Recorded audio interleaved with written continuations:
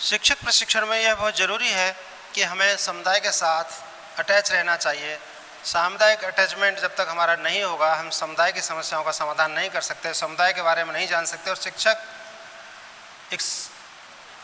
शिक्षक में समाज बसता है। शिक्षक ही वो दर्पण है जिसमें समाज का प्रतिबिंब देखा जा सकता है। इसलिए शिक्षक आदर्श होना चाहिए, उसे संपूर्ण जानकारी अपने समुदाय के बारे में होना चाहिए। अपने समुदाय से तात्पर्य केवल जाति से नहीं है, केवल धर्म से नहीं है, बल्कि समुदाय से तात्पर्य है जहां हम रह रहे हैं, उस क्षेत्र विशेष के सभी लोग हमारे समुदाय के हैं। इसलिए शिक्षक की व्यावसायिक क्षमता और सामाजिक गतिविधियों में संलिप्तता बहुत ज़रूरी है। यदि सामाजिक क्षेत्र में, सामुदायिक क्षेत्र में हम संलिप्त नहीं रहेंगे तो हम अच्छे शिक्षक साबित नहीं होंगे।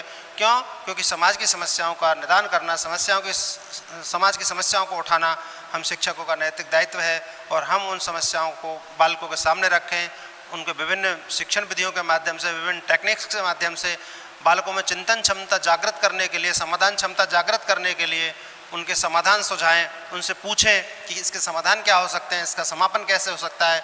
अधिकांश बालक अलग अलग जानकारियां देंगे, अलग अलग समाधान सुझाएंगे। हो सकता है जो समाधान आपके मस्तिष्क में नहीं है वो उन बालकों के मस्तिष्क में हो। इसलिए उन बालकों से भी इसका डिस्कशन किया जाना चाहिए, जो भी चीज़ें हमने इसके लिए चुनी है। प्रमुख रूप से जो सामुदायिक सर्वेक्षण के क्षेत्र हैं वो मैं आपको बता देता हूँ। उनके संगठन भी कैसे किया जाएगा वो भी मैं आपको बता देता हूँ। पहला है सामुदायिक सेवा।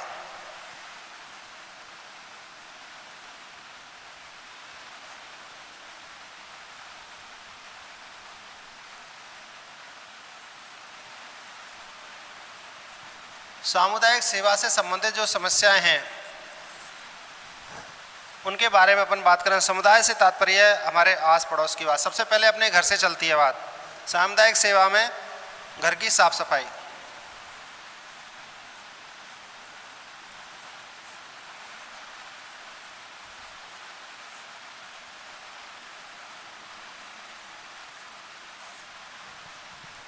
आप लोगों ने देखा होगा जब से प्रधानमंत्री का ये सफाई अभियान चला है, स्वच्छ भारत अभियान, तब से सफाई की ओर हम सभी लोगों का ध्यान थोड़ा अधिक है। क्यों? क्योंकि उस कैंपेन के माध्यम से हम सभी लोग जागरूक हो गए। हमें पता चल गया कि सफाई के फायदे क्या हैं, पता चल गया कि गंदगी के नुकसान क्या हैं। लेकिन इसके बावजूद भी अधिकांश फैमिलीज़ में जो ग्रामीण क्षेत्र की हैं उनमें साफ़ सफाई पर ज़्यादा ध्यान नहीं दिया जाता। क्यों? क्योंकि वहाँ जागरूकता का अभाव है, संचार के माध्यम नहीं है, वहाँ लोगों को जागरूक करने वाले लोग नहीं हैं। तो वहाँ जागरूकता का जो सबसे बड़ा माध्यम है वो शिक्षक है। जब स्कूल समय से आउट टाइम में जब वो अपने घर रहता है तो उसे अपने घर के साथ साथ अपने समुदाय, अपने पास पड़ोस पर भी थोड़ी नज़र रखनी चाहिए। और वहाँ जो भी समस्याएं हैं सफाई से संबंधित, उन समस्याओं को ध्यान में रखें और स्थानीय प्रशासन की नज़र में उन बातों को लाएं। तो ये सारा काम हम सर्वेक्षण के माध्यम से ही कर सकते हैं। इसका संगठन इसी तरह से किया जा सकता है। कई जगह जो आज की डेट में सबसे अधिक प्रॉब्लम है वो पेयजल प्रबंधन है।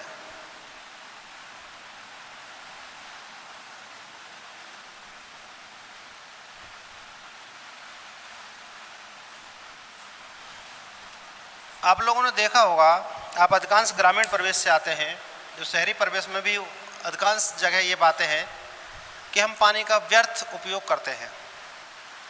पेयजल का भी, वो भी पेयजल का, जैसे आप कहीं बाहर से आए, आपने हाथ धोए, तो हाथ धोने के लिए आप नल का प्रयोग करना चाहिए, जबकि नल का प्रयोग हम नहीं करते। जो हमारे पानी के लिए जेट पंप लगा हुआ है, समरसियल मोटर लगी हुई है एक फेज वाली, हम उसको चलाएंगे, उससे हाथ पैर धोएंगे। हमें आवश्यकता थी 1 लोटे पानी से हाथ धोने की, तो हमने धोया 8 या 10 बाल्टी से, तो वो पानी वेस्ट गया।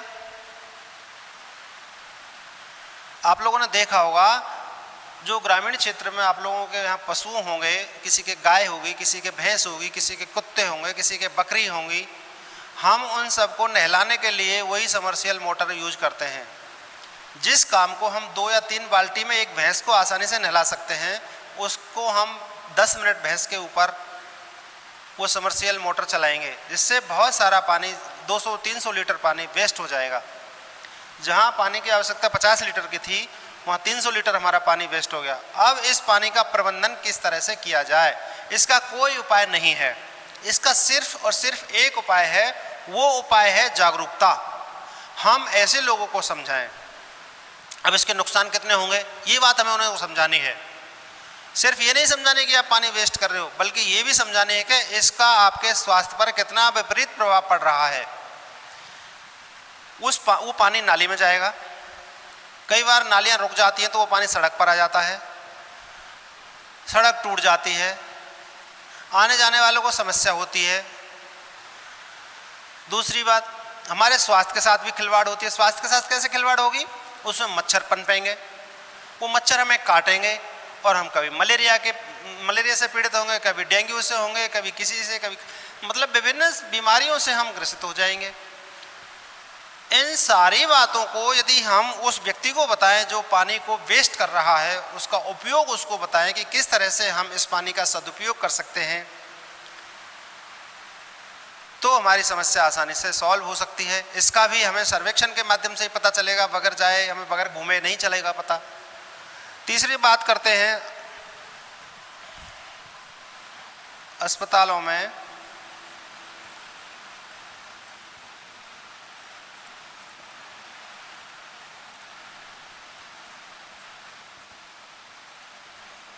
स्वयंसेवक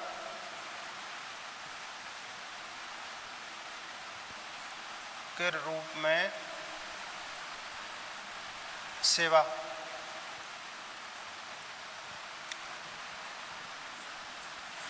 एक % यदि हमारी फैमिली में कोई बीमार हो गया, हम उस बीमार व्यक्ति को लेकर हॉस्पिटल जाएंगे। हॉस्पिटल में हम डॉक्टर को बताएंगे, डॉक्टर ने उसे एडमिट कर लिया। हिंडौन जैसे शहर में अस्पताल छोटा है, जनसंख्या का प्रेशर बहुत अधिक है, बीमारियों का प्रेशर बहुत अधिक है, डॉक्टर्स कम हैं। उस दृष्टि से जब हम जाएंगे तो वहाँ कोई न कोई सुविधा से हमें वंचित होना पड़ेगा। जैसे वहाँ परिचारक नहीं है, जिन्हें वार्ड बॉय कहते हैं, तो वहाँ आप देखेंगे कि हॉस्पिटल में किस चीज़ की कमी है। दवाइयों की कमी है तो आप समुदाय से चंदा एकत्रित करके हॉस्पिटल को पैसा इकट्ठा करवाएंगे। मैन पावर की प्रॉब्लम्स है तो वहाँ परिचारक के रूप में या और दूसरी जो कार्य हैं जो नॉन टेक्निकल हैं उनमें आप सहभागिता कर सकते हैं और उस समस्या से समाधान पा सकते हैं। ये भी सर्वेक्षण के माध्यम से हमें पता चलेगा। और साक्षरता कार्यक्रमों में भूमिका,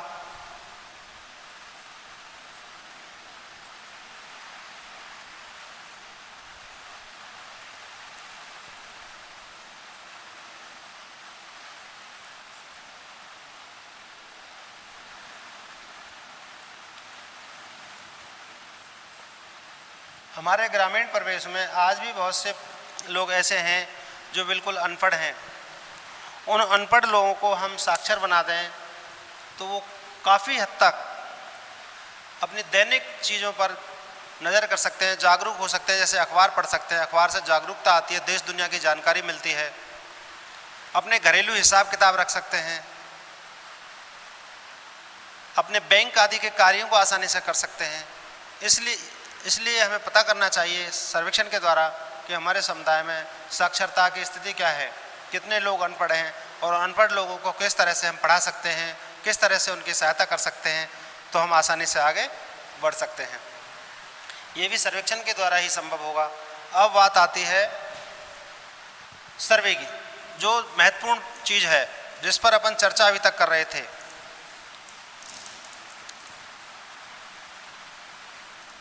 हालांकि सर्वे तो सभी हैं, लेकिन अब बात करते हैं सामाजिक व शैक्षिक कार्यक्रमों पर आधारित सर्वे। शैक्षिक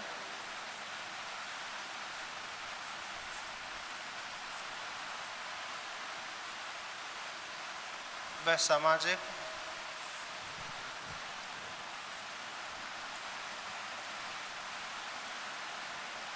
समस्याओं पर आधारित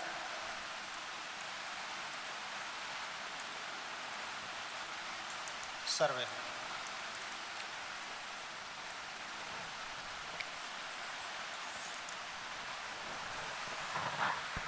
जैसे महिला और पुरुष साक्षरता सर्वे, अभी मैं साक्षरता की बात उस सामुदायिक उसमें कर रहा था।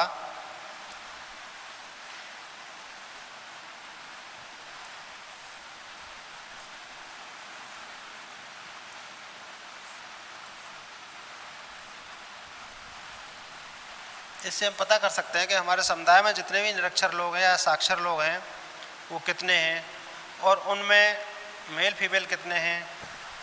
इन चीज़ों की जानकारी हमें इसके माध्यम से पता चल सकती है। यदि हम सर्वे नहीं करेंगे तो हमें ये पता नहीं चलेगा कि हमारे यहाँ पढ़े लिखे लोगों की संख्या क्या है। इसलिए सामाजिक जागरूकता के लिए बहुत ज़रूरी है कि हम अपने पूरे समाज को साक्षर करें, पढ़ा लिखा के तैयार करें, ताकि वो अपने बारे में सोच सकें, देश के बारे में सोच सकें, अपने और देश की समस्या एक दूसरे को शेयर कर सकते हैं। तीसरी जब बात करती है रोजगार की स्थिति,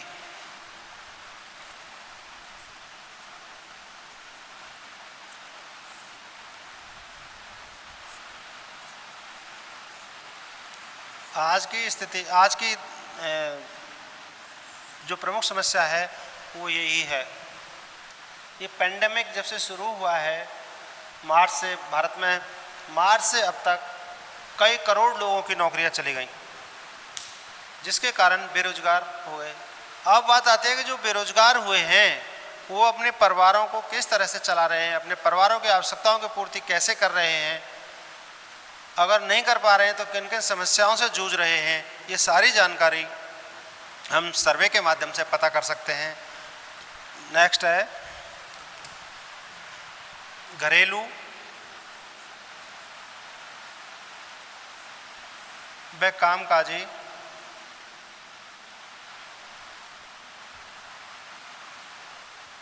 महिलाओं की स्थिति।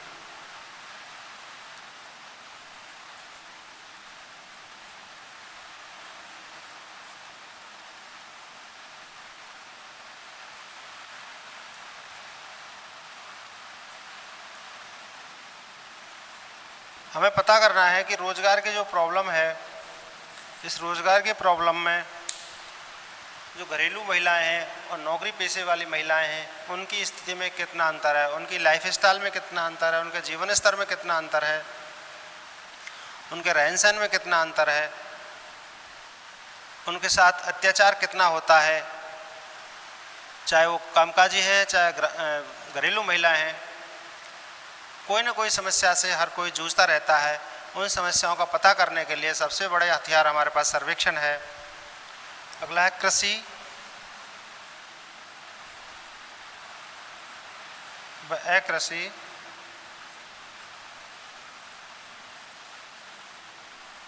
पर आधारित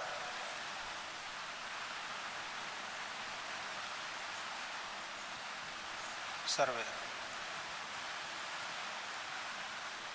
इसका तात्पर्य है कि जो लोग कृषि पर आधारित हैं, जिनका लालन पालन कृषि के माध्यम से होता है, परिवार अपने कृषि के माध्यम से चला रहे हैं, और जो लोग नौकरी पेशे वाले हैं उनमें कितना अंतर है, उनकी और उनकी समस्याएं क्या कुछ ऐसी हैं जो सामूहिक हैं और अलग अलग कितनी हैं, उन सब की जानकारी हमें सर्वे के माध्यम से चल जाएगी। और लास्ट है ड्रॉप आउट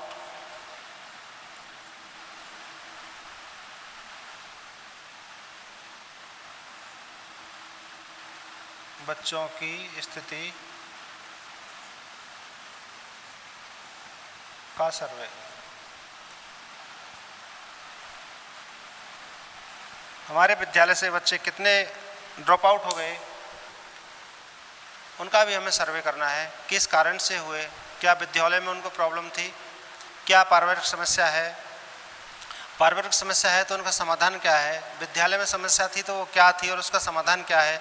इन सारी जानकारियों का पता हम सर्वे के आधार पर लगा सकते हैं। ऐसे कितने बच्चे हैं एक गांव के अंदर, एक क्षेत्र विशेष के अंदर, जिसका हम सर्वे कर रहे हैं, एक समुदाय के अंदर जिन्होंने स्कूल छोड़ा है और उनके पीछे रीजन्स क्या रहे और उनके समाधान क्या हो सकते हैं। अब जो तीसरा बिंदु है वो बालकों के स्वास्थ्य से संबंधित है कि हम हमारे बालकों के स्वास्थ्य को किस तरह से सुधार कर सकते हैं और किन किन क्रियाओं के द्वारा हम बालकों के मेंटल और फिजिकल जो हेल्थ है उसको कैसे सपोर्ट कर सकते हैं, इसको हम नाम दे सकते हैं पाठ्य सहगामी क्रियाएं।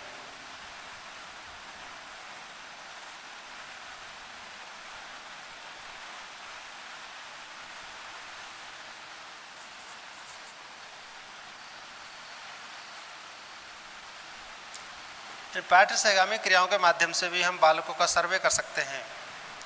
जो मैं आपको अप्रत्यक्ष जो विधि बता रहा था सर्वेक्षण की, वो अप्रत्यक्ष विधि अवलोकन विधि है। और पाठ्य सहगामी क्रियाओं में हम बच्चों का अवलोकन करके उनकी समस्याओं को हम पता कर सकते हैं, उनको जान सकते हैं।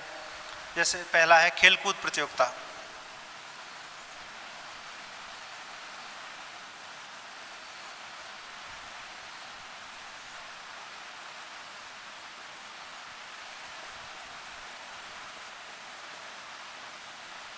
खेलकूद प्रतियोगिताओं में अधिकांश बच्चे भाग नहीं लेते।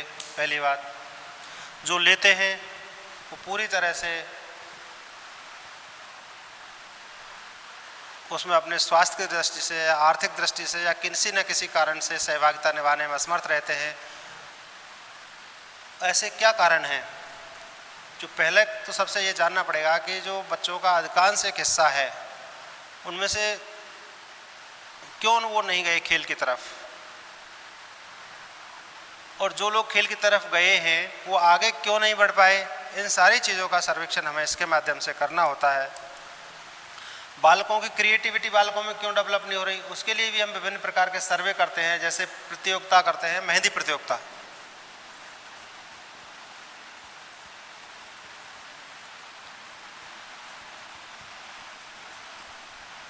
ये भी एक प्रकार का सर्वे है। इसके माध्यम से हमें पता करते हैं कि हमारे बालकों में जो क्रिएटिविटी है वो क्यों डेवलप नहीं हो रही। इससे पता चल जाएगा क्यों सारी बच्चियां, अधिकांश लड़कियां ही मेहंदी प्रतियोगिता में हिस्सा लेती हैं, उनमें से कम लड़कियां ही ये काम करती हैं। सभी क्यों नहीं करती, क्या कारण है, क्या रीजन्स हैं, हम इस प्रतियोगिता के माध्यम से आसानी से पता उनका लगा सकते हैं। गीत संगीत आदि।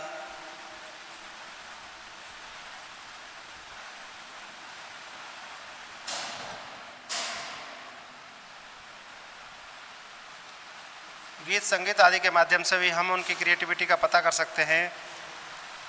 और अन्य जो है वो रंगोली, मांडने, इनके माध्यम से भी हम उनकी क्रिएटिविटी का पता कर सकते हैं।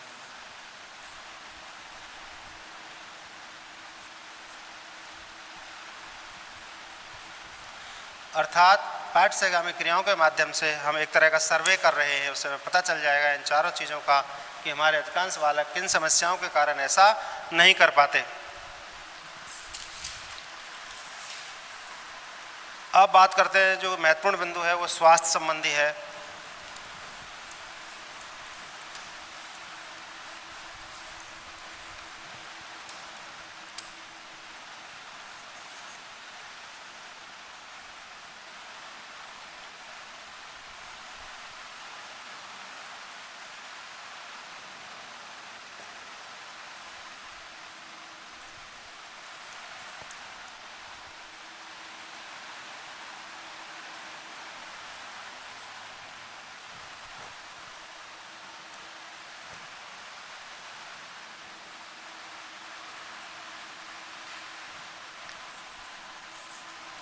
पहला,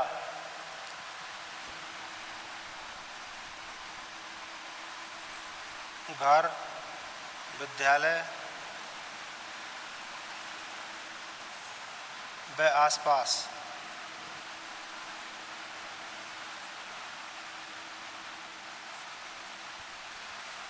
की साफ सफाई।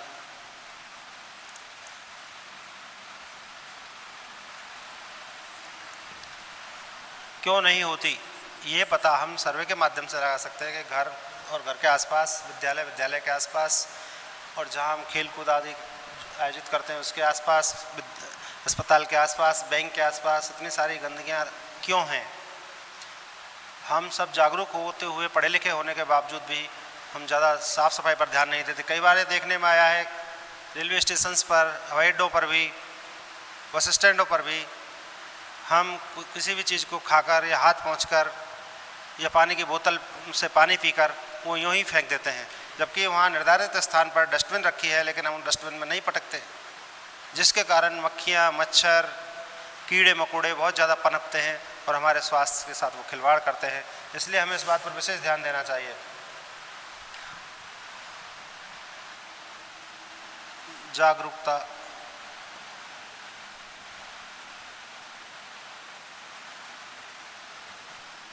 से संबंधित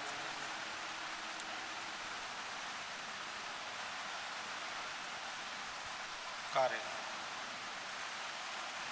अभी जैसे मान लीजिए कोरोना का टाइम चल रहा है, इसमें हमें बालकों से जागरूकता की जानकारी हमें लेनी है, उनके मेंटल हेल्थ की जानकारी लेनी है, तो हम वर्चुअल ही उनसे जानकारी प्राप्त कर सकते हैं। उनके कॉन्टैक्ट नंबर अपने पास होते हैं, तो समुदाय विशेष के अधिकांश लोगों के कॉन्टैक्ट नंबर अपने पास होते हैं, तो हम उनसे समय समय पर ये जानकारी लेते रहते हैं। भाई ये बीमारी चल रही है, आपको मास्क लगाना है, आपको सैनिटाइज़र जेब में रख के ही बाहर निकलना है, आप घर के अलावा कहीं भी बाहर जाते हैं, ऑफिस जाते हैं, सब्जी लेने जाते हैं या और किसी कार से बैंक वगैरह जाते हैं, मास्क हरगिज़ नहीं हटाना है, हाथों को मास्क में आगे नहीं लगाना है। इन सारी चीज़ों की जानकारी हमें बालकों को देते रहना है। अपनी इम्यूनिटी बढ़ाने के लिए बहुत हेल्दी फूड खाना है, व्यायाम करने हैं, मॉर्निंग वॉक करनी है, व्यायाम करना है, ओमकार करना है। तो इस तरह से हम विभिन्न प्रकार की जानकारी बालकों को देंगे। ये जानकारी बालकों को है कि नहीं, ये हम वर्चुअल इन्फॉर्मेशन के द्वारा आसानी से पता कर सकते हैं, जिसे हम वर्चुअल सर्वे भी कह सकते हैं। अगला है आपदा प्रबंधन।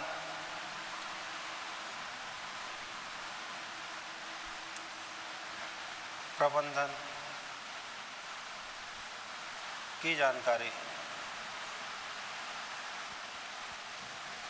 यदि हमारे समुदाय विशेष को आपदा प्रबंधन की जानकारी है तो बहुत बड़े नुकसान से बचा जा सकता है। जैसे ही मौसम विभाग अलर्ट जारी करता है, उस अलर्ट के अकॉर्डिंग ही हम अपने आप को सुरक्षित स्थान पर पहुंच जाते हैं, अपने बच्चों को ले जाते हैं, अपने जो दैनिक आवश्यकता की चीज़ें हैं उनको ले जाते हैं, ताकि किसी भी प्रकार की जनहानि नहीं हो। लेकिन यदि हमें जागरूकता का अभाव है तो हम आपदा प्रबंधन नहीं कर पाते, जिसमें तूफान है, भूकंप है, बाढ़ है, सुनामी है, बर्फबारी है, भूस्खलन है, आदि आदि। और स्वच्छता अभियान, स्वच्छता तो हो गया, ठीक है। बेटी बचाओ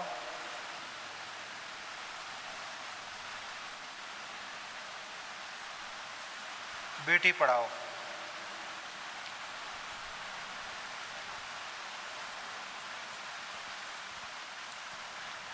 ये जो हमारे देश के प्रधानमंत्री महोदय ने अभियान चलाया, इस अभियान के प्रति हम कितने जागरूक हैं, कितने जागरूक नहीं हैं, इस बात का भी हम पता कर सकते हैं। सबसे पहले हमें पता करना होगा कि ये जो अभियान शुरू किया, इसके पीछे कारण क्या है।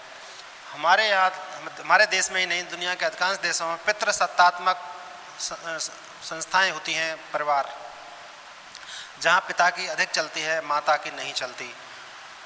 लेकिन माँ सशक्तिकरण कह लो, महिला सशक्तिकरण कह लो, इस कार्य के लिए प्रधानमंत्री ने कहा है कि जब बेटी हमारी पढ़ी लिखी होंगी तो निश्चित रूप से वो सशक्त होंगी। एम्पावरमेंट फॉर वुमेन तभी संभव है जब उनको अच्छी एजुकेशन, क्वालिटी एजुकेशन और टेक्निकल एजुकेशन, प्रोफेशनल एजुकेशन आदि पर हम उनका ध्यान देंगे। अब इससे कितने बच्चे प्रभावित हैं, कितने बच्चे इससे वंचित हैं, उन सब की जानकारी हमें सर्वे के माध्यम से पता करनी है। ठीक है, इस तरह से हम सर्वे का संगठन करते हैं, सर्वे का जो टेबुलेशन करते हैं, प्रश्नावली बनाते हैं, साक्षात्कार मापनी बनाते हैं, अवलोकन मापनी बनाते हैं। इन सारी चीज़ों को ध्यान में रख के हम ये चीज़ बनाएंगे। उसके बाद हम उसे, जिनके भी हम साक्षात्कार ले रहे हैं, जिनके ऊपर भी हम प्रश्नावली डाल रहे हैं, जिनका भी हम सर्वे कर रहे हैं, उनको वो हम देंगे। उसके बाद उस पर वो आंसर देने के बाद, अपनी टिप्पणी देने के बाद वो हमें लौटा देंगे।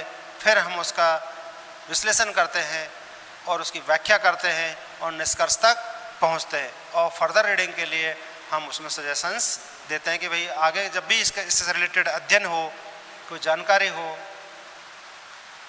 उनमें ये चीज़ें काम आ सकती हैं। इस तरह से ये कहा जा सकता है कि सामुदायिक सर्वे का संगठन इन सारी बातों को ध्यान में रखे हुए किया जाता है।